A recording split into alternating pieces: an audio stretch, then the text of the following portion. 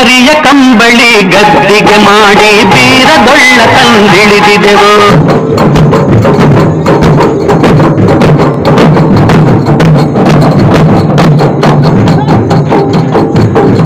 ಸ್ನೇಹಿತರೆ, ವೀರಡೊಳ್ಳಿನ ಶಬ್ದವನ್ನು ಕೇಳಿದರೆ ನಮಗೆಲ್ಲ ನೆನಪಿಗೆ ಬರುವುದು ಬೀರಲಿಂಗೇಶ್ವರರು.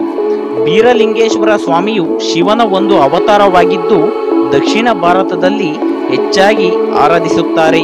ಅದರಲ್ಲೂ ನಮ್ಮ ಕರ್ನಾಟಕದ ರಾಜ್ಯದಲ್ಲೇ ಹೆಚ್ಚಾಗಿ ಈ ದೇವರನ್ನ ಪೂಜಿಸುತ್ತಾರೆ.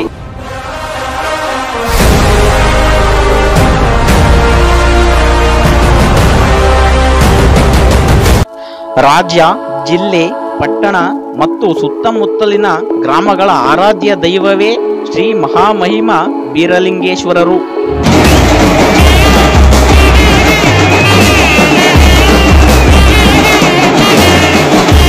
ಭೂಲೋಕದಲ್ಲಿ ಅವತರಿಸಿ ಬಂದು ಭಕ್ತಾದಿಗಳ ಕಷ್ಟವನ್ನು ಮರೆಮಾಡಿ ಶಾಂತಿ, ನೆಮ್ಮದಿ, ಆರೋಗ್ಯವನ್ನು ಕರುಣಿಸುತ್ತಾ ಬಂದಿದ್ದಾರೆ.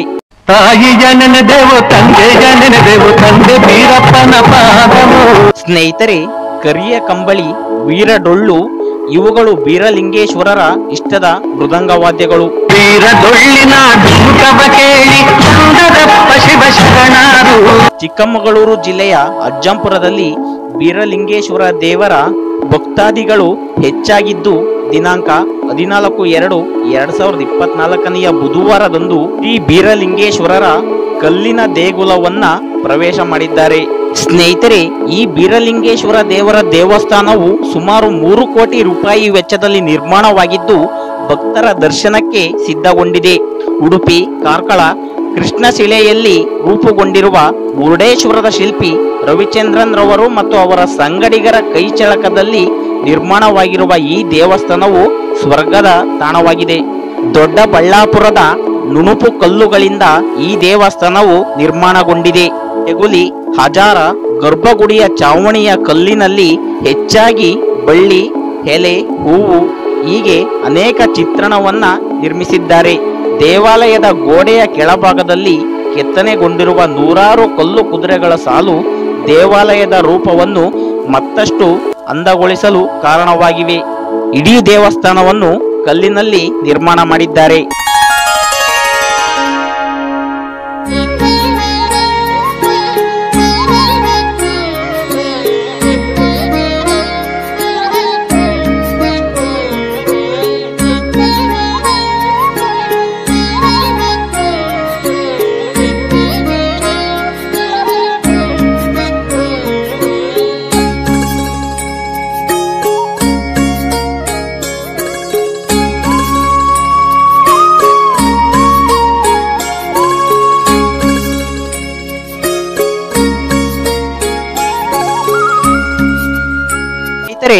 ದೇಗುಲವನ್ನು ಕಟ್ಟಲು ಕಾರಣವೇನೆಂದರೆ ಹಿಂದೆ ಹೊಯ್ಸಳರಾಗಿರಬಹುದು, ವಿಜಯನಗರ ಸಾಮ್ರಾಜ್ಯದವರಾಗಿರಬಹುದು ಜೀವಿಸಿದ್ದರು ಎಂಬುದಕ್ಕೆ ನಮಗೆ ಕಾರಣವಾಗಿ ದೇವಾಲಯಗಳನ್ನ ಕೆತ್ತಿ ಬಿಟ್ಟು ಹೋಗಿದ್ದಾರೆ.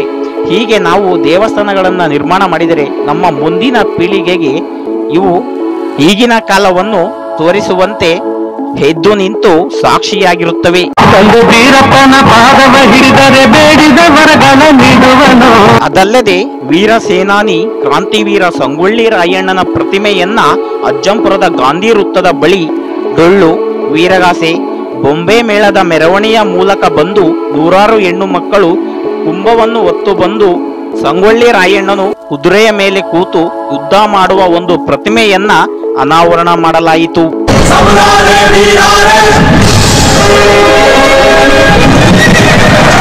ಗಂಡು ಮೆಟ್ಟಿದ ನಾಡು ಇದು ಗಂಡುಗಳಿಗಳ ಬೀಡು, ಗಂಡು ಮೆಟ್ಟಿದ ನಾಡು ಇದು ಗಂಡುಗಳಿಗಳ ಬೀಡು. ಸ್ನೇಹಿತರೆ, ನಂತರ ಅಲ್ಲಿಂದ ಶ್ರೀ ಗ್ರಾಮದೇವತೆ ಕಿರಳಮ್ಮನವರ ದೇವಸ್ಥಾನದ ಹೆಬ್ಬಾಗಿಲಿನ ಹತ್ತಿರ ಹರಿಭಕ್ತಸಾರ ಕನಕದಾಸರ ಪ್ರತಿಮೆಯನ್ನು ಕೂಡ ಅನಾವರಣ ಮಾಡಲಾಯಿತು.